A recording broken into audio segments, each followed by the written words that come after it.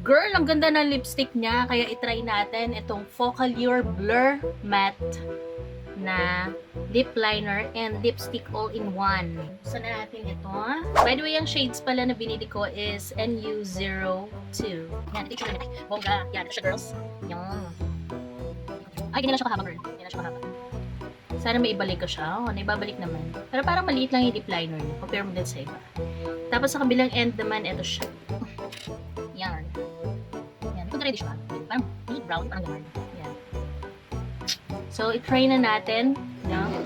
Pero but first, tanggalin muna natin ang ating lipstick. Naka-lipstick pala ako, guys. Let's start. First is the lip liner.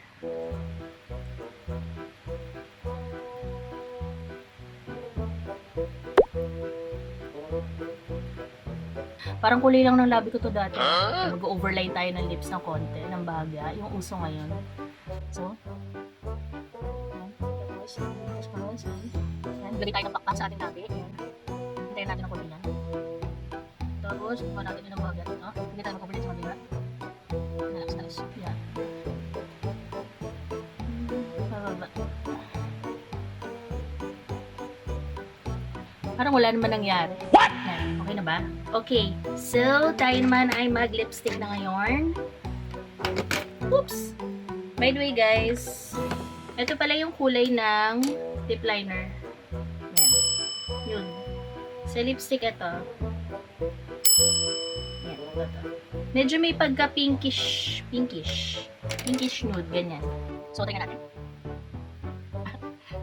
Oh my God, parang wala nangyari kasi parang may lipstick. Ito yung kulay na labi ko. Pero in fairness, ang bango ng lipstick nila, ah. Ano yan? Ano yan? Parang kinagat lang. Hindi talaga, may mga hindi talaga binabagayan ng eyeliner, no? Eyeliner ako ng eyeliner. Lip liner to, girl. Hindi eyeliner. Hindi naman natin. Pagkapin ko na ganyan na talaga yung labi ko. Lookin na natin. Dapat yung medyo maputla pala yung binili ko. O kaya, medyo ma-pink. Diba? Parang ano ba itong labi ko? Bruh.